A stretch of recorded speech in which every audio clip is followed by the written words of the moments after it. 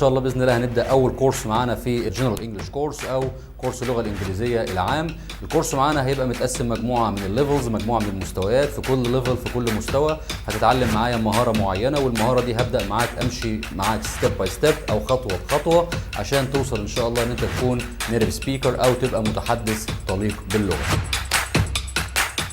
احجز دلوقتي كورس الانجليش في مؤسسة نوبل وما تفوتش الفرصة.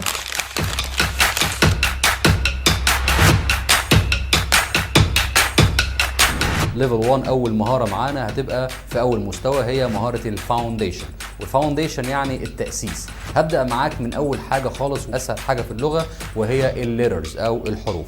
عايزين نعرف الفرق بين الليترز او بين الليترز اللي هي الحروف وبين الساوندز اللي هي الاصوات. بس قبل ما نعرف الكلام ده في ناس كتير جدا اصلا ما بيعرفوش ينطقوا الحروف.